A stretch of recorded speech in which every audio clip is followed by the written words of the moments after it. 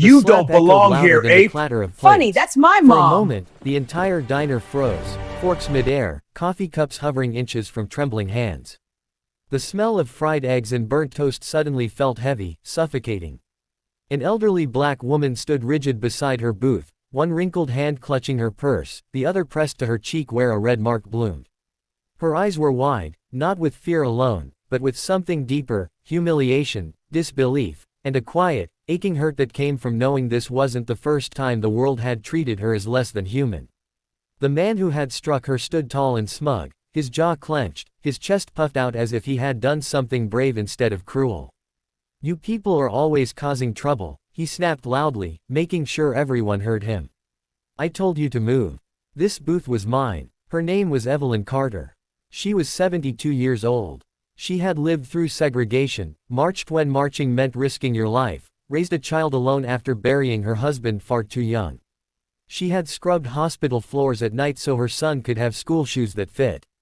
And now, after asking politely if she could keep the booth near the window because the light helped her read the menu, she had been slapped like a child being punished. "Sir," the waitress cried out, finally breaking the stunned silence. "You can't do that." But the bully only sneered. "Mind your business. She disrespected me." Evelyn's hands shook as she lowered herself back onto the vinyl seat. She didn't cry. She'd learned long ago that tears only seemed to make people like him feel justified. Instead, she breathed slowly, the way she had taught herself to do when fear threatened to swallow her whole. Still, her heart ached, not just from the sting on her face, but from the way some patrons looked away, pretending not to see. Silence, she knew, could hurt just as much as hatred. Across the diner, a man in his early 30s had gone very still.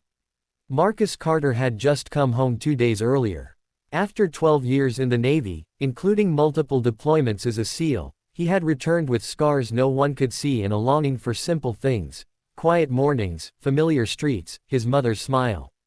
He had insisted they meet for breakfast at the diner she loved, the one she visited every Sunday after church.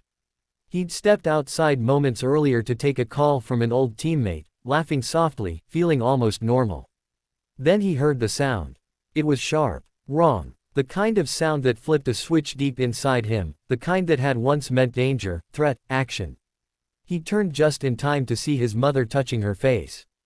The world narrowed. Marcus didn't rush. He didn't shout. Years of training held him in check, even as something fierce and protective roared to life in his chest. He walked back inside with calm, deliberate steps, eyes locked on the man standing over Evelyn like a conqueror surveying defeated ground. "Mom," Marcus said quietly, kneeling beside her booth. His voice softened in a way that surprised even him. "Are you hurt?" Evelyn looked up, relief flooding her tired eyes. "I'm all right, baby," she said, though her voice trembled. "Please, don't cause trouble." Marcus nodded, though his jaw tightened. He stood slowly and turned to face the bully. "What happened?" Marcus asked. The man scoffed. "She got mouthy. I taught her some respect." The diner fell silent again. You could hear the hum of the old refrigerator behind the counter, the faint sizzle from the grill. Marcus took a step closer. He was taller than the man now, broader too, his posture straight, controlled. "You slapped my mother," he said, not raising his voice. "So what if I did?" The bully shot back. "You gonna cry about it?" Marcus smiled, but there was no warmth in it. "No," he said. "I'm going to make sure you understand exactly what you did." Before anyone could react, the diner door swung open. 2 men in uniform stepped inside, local police, responding to a call someone had finally made. The bully's confidence wavered for a fraction of a second before he straightened, smirking again. "Good," he said. "Arrest him. He's threatening me." The officers looked between the men, then at Evelyn's face. One of them frowned. "Ma'am, are you okay?" "I was assaulted," Evelyn said softly. Her words carried weight, not anger. The bully laughed. "She's exaggerating." Marcus reached into his pocket slowly, carefully, and pulled out his military ID. He handed it to the officer without a word. "I'm her son," he said. "Chief Petty Officer Marcus Carter. United States Navy." The officer glanced at the ID, then back at Marcus. His demeanor shifted instantly: respect, recognition. "Thank you for your service, sir." The bully's smirk vanished. What he did, Marcus continued, was slap a 72-year-old woman because he thought she wouldn't fight back. Because he thought no one would hold him accountable. The second officer stepped forward. "Sir," he said to the bully, "turn around. You're under arrest for assault." "What? This is ridiculous," the man shouted, panic creeping into his voice.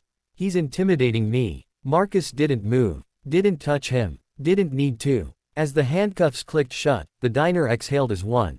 Someone clapped quietly. Then another. Soon, applause rippled through the room, not loud, but steady, resolute. Evelyn watched as the man was led away. Her hands still trembled, but her back straightened. Marcus returned to her side, helping her sit more comfortably. "I told you not to cause trouble," she whispered. He smiled gently. "I didn't, Mom. I caused justice." The waitress brought over a fresh cup of coffee on the house, her eyes glossy. "I'm so sorry you went through that," she said to Evelyn. "You didn't deserve it." Evelyn reached for Marcus's hand. "Thank you, all of you," she said, her voice stronger now. "But remember, don't just clap when someone's caught. Speak up before it happens." Her words hung in the air, heavy and true. They finished their breakfast quietly. Outside, the sun streamed through the windows, warming the booth just as Evelyn liked.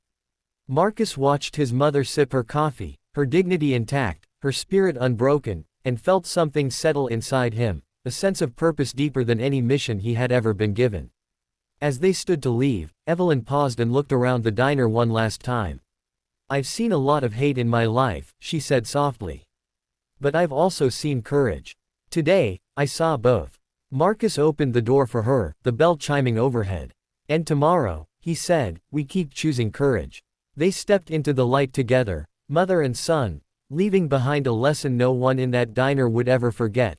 Strength isn't just found in fists or uniforms, but in standing up for those who deserve dignity, especially when the world tries to take it away.